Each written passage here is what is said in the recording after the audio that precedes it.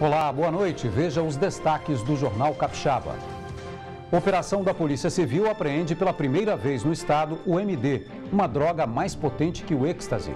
A apreensão aconteceu durante a operação para prender traficantes que agem dentro e nas portas das escolas da Grande Vitória. Agente de viagem dá calote em clientes e desaparece. Um grupo de pelo menos 30 pessoas faria uma viagem para a Foz do Iguaçu, mas descobriu quando já estava no aeroporto de Vitória que as passagens não foram compradas. Homem morre após passar mal dentro de avião a caminho de Vitória. Uma equipe médica chegou a prestar socorro, mas ele não resistiu. A família suspeita de infarto. Veja também, nossa equipe de reportagem ouviu uma defensora pública para saber como vítimas de assédio sexual devem agir. Esta semana, o assunto ganhou destaque após a denúncia de alunas de uma escola pública contra 2 professores. E mais, neste final de semana, Manguinhos recebe a segunda edição do Circuito da Moqueca Capixaba. Mais de 20 estabelecimentos vão preparar receitas especiais com degustação a R$20. O Jornal Capixaba começa agora.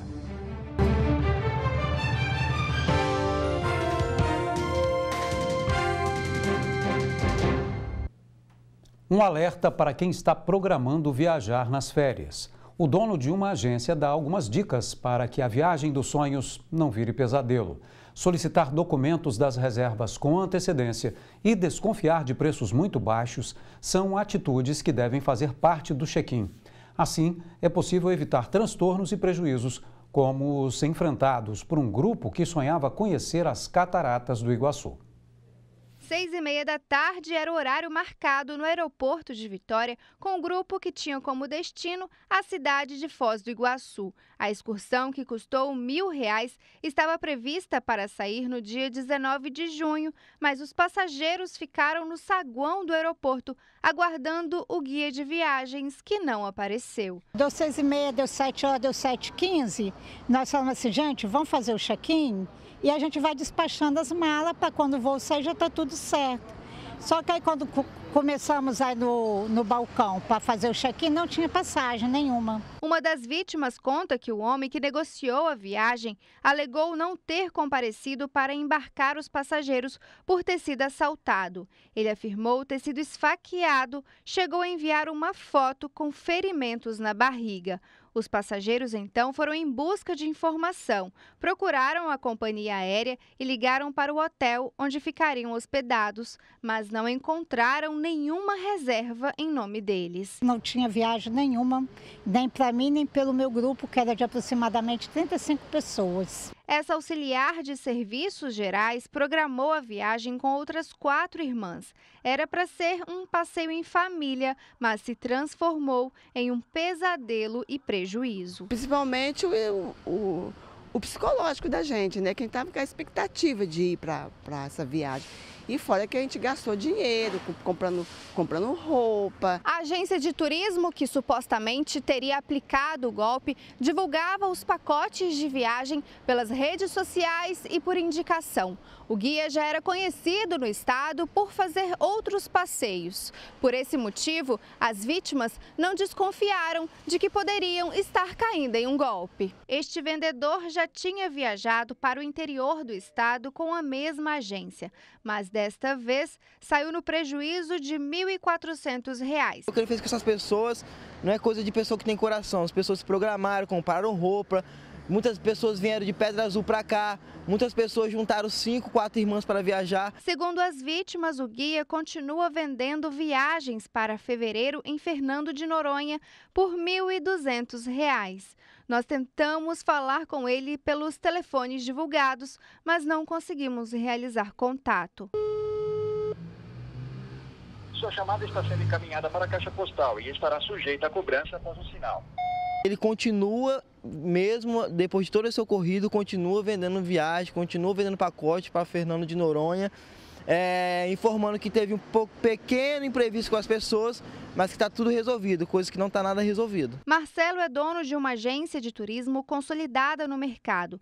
Para ele, a facilidade atual de revendas de viagens aumenta o risco de golpes. Ele alerta aos passageiros: é importante solicitar documentos de reservas com antecedência para evitar problemas. Você tem que pegar a documentação do fornecedor final, né? No caso, o voucher do hotel, o e-ticket da companhia aérea. E se for o caso, se tiver algum tipo de dúvida, você ligar para o fornecedor também para saber se aquela passagem foi realmente emitida, se aquela reserva realmente está feita, para você não ser pego de surpresa como aconteceu nesse caso. Nós fizemos uma simulação de pacote para 2 pessoas para o mesmo destino do grupo, Foz do Iguaçu. A viagem seria de 5 dias em setembro. O pacote sem passeios sai por quase R$ 3.400, cerca de R$ 1.700 por pessoa, bem mais caro que os R$ 1.000 pagos pelo grupo que não embarcou. Não existe milagre nesse meio. Então, assim, o preço de um pacote, o preço de uma passagem, o preço de um hotel, ele vai ser o mesmo em qualquer agência de viagens. Aos poucos, as vítimas começaram a procurar a Delegacia de Defraudações para registrar a ocorrência contra o homem que vendeu o pacote e a empresa dele, a LA Turismo. Por mensagem enviada às vítimas, ele se desculpou e prometeu devolver o dinheiro. Mas até agora, nenhum passageiro teve o estorno da quantia. O pagamento ele informa que vai ser feito todo dia para as pessoas. Porém, não tenho confiança, eu não acredito que você paga. Eu só estou fazendo isso, essa denúncia, tudo esse BO, para ele não lesar outras pessoas. A Polícia Civil informou que o caso será investigado pela delegacia da região onde o fato ocorreu. As vítimas devem registrar a ocorrência, levar material que comprove o crime e que auxilie na investigação. Um homem de 56 anos morreu ontem no aeroporto de Vitória após passar mal dentro de um avião que saiu do Rio de Janeiro. Uma equipe médica chegou a prestar socorro, mas José Roberto Martim não resistiu. Segundo a família, ele estava na fila de transplante de coração e a suspeita é que tenha tido um infarto.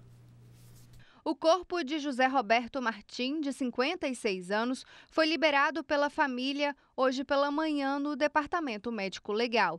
Ele morreu dentro de um avião que desembarcava no aeroporto de Vitória. O voo chegou às 4 da tarde de ontem, mas a família afirma que só foi informada da morte durante a madrugada. A gente não entendeu o motivo dessa demora toda também. A gente ficou meio que perdido, não sabia muito bem aonde estava o corpo, se tinha que voltar com o corpo para o Rio, se o corpo estava aqui no aeroporto de Vitória, se estava em DML. José Roberto já apresentava problemas no coração. Ele já tinha passado por uma cirurgia há 18 anos e, segundo a família, em março entrou para a fila de transplante de coração. A causa da morte ainda vai ser investigada, mas a família acredita que ele possa ter infartado devido ao esforço da viagem. Pelo que eu fiquei sabendo, assim, por alto lá no aeroporto, foi que ele teve uma parada cardíaca, foi tentado uma ressuscitação dele lá, mas sem sucesso. Não sei se foi o tempo, se era o momento certo dele ir, a gente fica com aquela dor da perca mesmo, que é normal. Mas ele tinha um histórico muito complicado de coração. Segundo o filho, ele ainda não sabe como foi o atendimento, mas soube que o pai teria começado a passar mal ainda no aeroporto do Rio de Janeiro, chegou a perder um voo e foi encaixado em outro da companhia aérea Azul. Por nota, a Azul informou que acionou o plano de emergência às 5h30 da tarde, atendeu o passageiro, mas ele morreu ainda dentro da aeronave. Questionada sobre a reclamação da família na demora por informação, a companhia aérea disse somente que está em contato com os parentes e presta toda a assistência necessária a eles.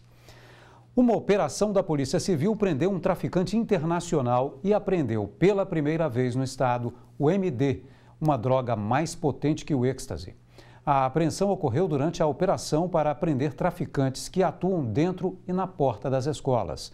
A polícia também recolheu mais de 3.700 comprimidos de êxtase, pontos de LSD, cocaína, haxixe e armas. Uma traficante internacional que está grávida de 4 meses e o marido dela estão entre os 32 detidos pela Polícia Civil durante a operação batizada como Anjos da Lei. O alvo dos policiais eram traficantes que atuavam dentro e no entorno de escolas. Entre o material apreendido estava essa metralhadora de fabricação caseira, réplica de uma arma israelense, e esses 4 frascos de MD líquido. Pela primeira vez, a polícia apreendeu aqui no estado a droga MD líquida. A forma é mais concentrada do que a encontrada no êxtase. Os usuários pingam nos olhos para que ela possa entrar mais rápido na corrente sanguínea. E os resultados preocupam e muito a polícia. O material foi apreendido com um traficante em Manguinhos, na Serra. O MD já vem sendo apreendido aqui no estado, mas em sua forma cristalizada.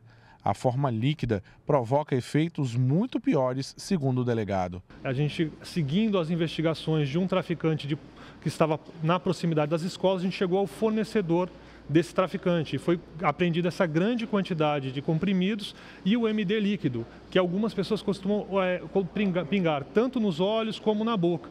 O efeito é devastador, é alucinógeno, tem até relatos pelo mundo de suicídios após o consumo desse entorpecente. Ao todo, a polícia apreendeu maconha, mais de 3.700 comprimidos de êxtase, comprimidos de LSD, cocaína, haxixe, munições e 2 armas, um revólver e a metralhadora artesanal. E a polícia vai investigar estelionatários que clonaram o telefone e a conta de um aplicativo de mensagens da vice-governadora, Jaqueline Moraes. A Polícia Civil instaurou um inquérito para investigar a ação de estelionatários que clonaram o número de telefone e a conta de um aplicativo de troca de mensagens da vice-governadora do estado do Espírito Santo, Jaqueline Moraes. Foi a própria vice-governadora que procurou a polícia e registrou a ocorrência. Hoje, o delegado-geral da Polícia Civil falou com a nossa equipe sobre o crime e sobre as investigações. Creio que vai ser elucidado logo, vamos identificar quem seja essa pessoa, né, e aplicar a lei como tem que ser aplicada. Não é isso? A vice-governadora já se manifestou publicamente, já falou para as pessoas que ela foi vítima, né, desse golpe, e a Polícia Civil está trabalhando com todo o rigor para encontrar quem foi que causou isso. Uma mulher de 45 anos ficou ferida após ser vítima de bala perdida no bairro Santo Antônio, em Cariacica. O tiroteio aconteceu na noite de ontem. Ela foi levada para o Hospital de Urgência e Emergência de Vitória, onde permanece internada. Está internada aqui no Hospital Estadual de Urgência e Emergência, o antigo São Lucas, em Vitória, uma mulher de 45 anos, atingida por 2 tiros de bala perdida ontem à noite, no bairro Santo Antônio, em Cariacica. A vítima contou aos policiais que 2 bandidos em um carro passaram atirando na rua onde ela mora. Ela estava no quintal de casa conversando com amigos, quando foi atingida. Os tiros acertaram a vítima em uma das pernas e nas nádegas. Vizinhos socorreram a mulher para o pronto atendimento de Alto Laje, em Cariacica. Depois a trouxeram para o São Lucas. A polícia ainda não identificou os autores dos tiros e não informou quem seria o alvo dos bandidos. Foram condenados a 65 anos de prisão cada um, Meiderson Vargas Mendes e Ronald Ribeiro Rodrigues. Eles mataram pai, mãe e filho em Guarapari em abril de 2005. Os acusados foram condenados por triplo homicídio qualificado por motivo fútil, que seria um jogo de RPG. As alunas de uma escola pública da Serra que denunciaram o assédio sexual de 2 professores têm medo de que os acusados fiquem impunes. É que vítimas desse tipo de crime, em geral, não têm provas contra o abusador. É a palavra da vítima contra a do acusado. Mas o que diz a lei? Nossa equipe de reportagem ouviu uma defensora pública para saber como as vítimas devem agir. Esta semana, um caso ganhou repercussão no estado. Um grupo de alunas de uma escola estadual da Serra acusou 2 professores de cometer assédio sexual. Uma das alunas chegou a publicar as denúncias numa rede social. Mas o que diz a lei? Qual a pena para quem pratica este tipo de crime?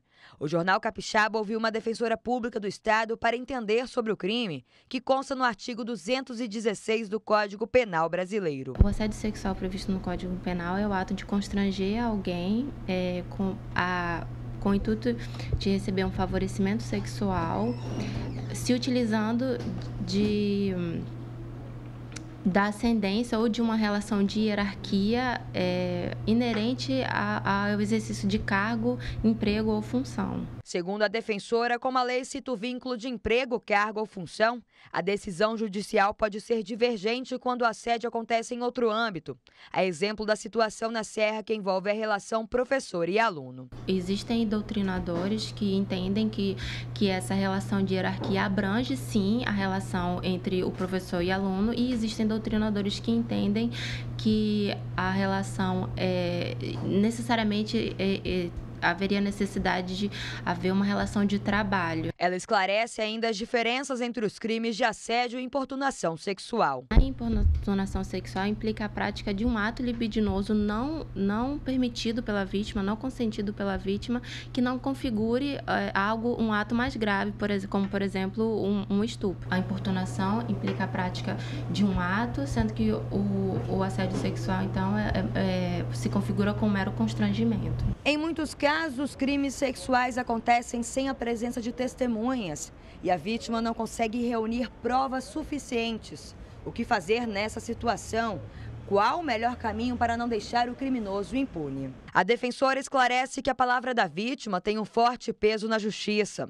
O caminho é procurar ajuda jurídica para formalizar a denúncia. Principalmente para identificar qual foi o crime, né? Se efetivamente foi vítima de um crime e tipificar qual é o crime do qual ela foi vítima, e também para saber das possibilidades do processo com relação à questão da prova. Sempre é necessário prova, então se existe uma prova documental, algum vídeo, um e-mail, um recado, né, uma prova escrita ou alguma testemunha que tenha presenciado, né, esse assédio, é importante. Mas nos casos de crime de natureza sexual, a palavra da vítima também tem uma relevância importante. É claro que ela precisa ser corroborada por outros meios de prova. O pastor Jorgeval Alves, acusado de agredir, estuprar e matar os irmãos Joaquim Alves e Cauã Salles Butkovski, foi absolvido de um outro processo de estupro. A vítima seria uma ex-funcionária que trabalhou no salão de Jorgeval em 2015. O juiz entendeu que a mulher perdeu o prazo para representar contra o autor.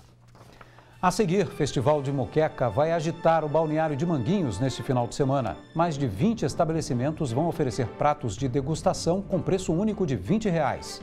A gente volta já.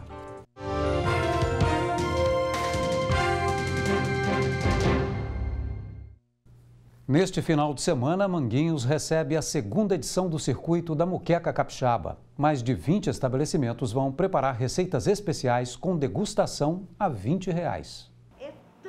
Panela de barro borbulhando. Quem é capixaba não precisa nem sentir o cheiro para adivinhar o que está sendo preparado. A tradicional moqueca. Com 20 anos de profissão, a chefe Elia aposta na receita original. Óleo de urucum, alho, limão, tomate, cebola, coentro, azeite e peixe. Além do camarão para dar um charme a mais na moqueca de cação. Primeiro é você gostar daquilo que faz. Ter bons ingredientes. O pessoal que te auxilia, maravilhosas. Este é o nosso segredo, amor. E moqueca é o que não vai faltar neste final de semana em Manguinhos, na Serra. A região recebe a segunda edição do Circuito de Moqueca Capixaba, que acontece de meio-dia às 5 da tarde. Ao todo, 20 restaurantes vão participar do evento. Cada estabelecimento vai preparar uma receita especial com degustação a R$20. A ideia surgiu de se fazer mais um evento e trazer turista para Manguinhos na baixa temporada, né? E agitar o balneário, os restaurantes, os bistrôs, as pousadas, os showrooms, os cafés, as sorveterias. A novidade neste ano fica por conta do projeto de Manguinhos, uma exposição de arte e artesanato. O evento ainda oferece caminhadas, passeios de bicicleta e a tradicional jardineira gourmet, um transporte com direito a guia turístico pela região e restaurantes locais. Ah, Manguinhos cheira a moqueca, gente, tem que ver. A gente quando anda pelas ruas de Manguinhos, em todos os restaurantes, em cada ruela que você passa, você vem com aquele cheiro tão gostoso, tão gostoso. É o perfume de Manguinhos, é a moqueca. Para o evento, a equipe da Elba preparou 2 moquecas, a tradicional de cação e camarão e uma versão vegana. De acordo com ela, esse público tem crescido no restaurante e a equipe estudou ideias que agradassem e respeitassem o paladar vegano. Fomos testando e a muqueca está aí, está com aceitação muito boa. Representando os nossos telespectadores, a equipe de reportagem vai degustar agora em primeira mão as 2 muquecas que serão servidas no circuito. Quem quiser degustar essas delícias tem que se programar, pois o circuito acaba na tarde deste domingo. Para a dona Elba, é uma ótima oportunidade de experimentar um tempero capixaba. Muqueca de verdade é o quê? É capixaba, né, gente? O resto fica por isso mesmo, tá? Veja no próximo bloco, Prefeitura de Vila Velha implanta o aplicativo De Olho na Caçamba. Pelo canal, o morador da cidade pode fazer denúncias anônimas ou não de caçambas irregulares e pontos viciados de lixo. É o que você confere no quadro Espaço Sustentável de hoje. É um instante só.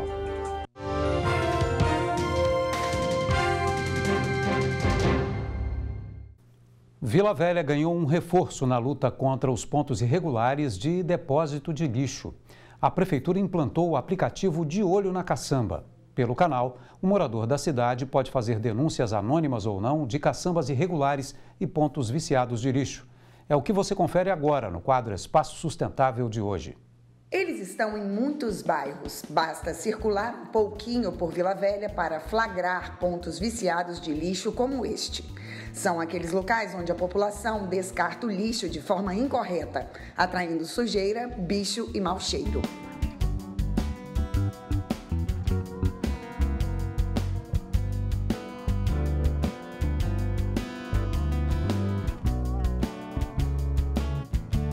Paulo agora já tem onde denunciar. Há quase um mês, a Prefeitura de Vila Velha implantou o aplicativo De Olho na Caçamba. Pelo canal, o morador da cidade pode fazer denúncias anônimas ou não de caçambas irregulares e pontos viciados de lixo. O Paulo correu para experimentar o sistema. Eu estive na Glória, né, e vi um ponto viciado de lixo. Né, não perdi tempo, eu peguei meu celular, né, abri o aplicativo e mandei a foto, né, para o De Olho na Caçamba, né, e acredito que com certeza vai ser registrado e as equipes vão lá para poder fiscalizar essa forma aí de ajudar a limpar a cidade. O app é fácil de usar. Depois de baixar, bastam poucos cliques e você identifica o local ou a caçamba irregular. Faz a denúncia, manda a foto e o registro já cai no sistema de vídeo monitoramento da Prefeitura. O nosso sistema é um sistema amplo que faz o monitoramento completo, desde a geração do gerador, do entulho, do lixo, até a destinação e o transportador. O De Olho na Caçamba é uma ponta desse sistema que nos auxilia, que faz com que o cidadão nos auxilie a deixar a nossa cidade limpa. O denunciante também pode acompanhar o andamento da ocorrência. Você acompanha, gera um protocolo e você vai acompanhando aquilo ali, é muito bom. O De Olho na Caçamba é apenas um braço de um programa maior com o objetivo de fiscalizar, educar e orientar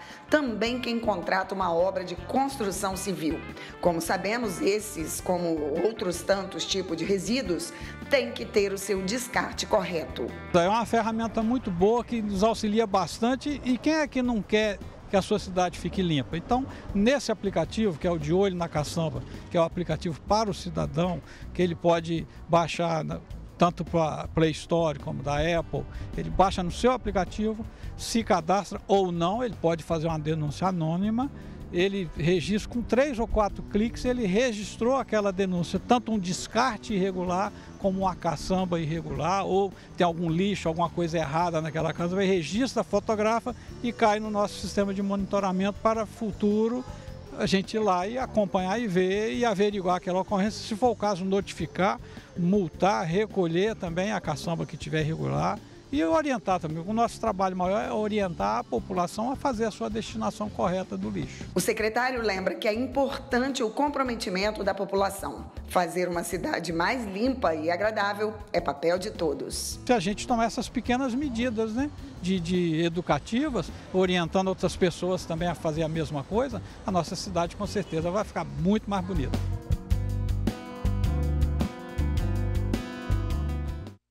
O Jornal Capixaba termina aqui. Fique agora com o Jornal da Band. Uma boa noite para você, obrigado pela sua audiência e até segunda.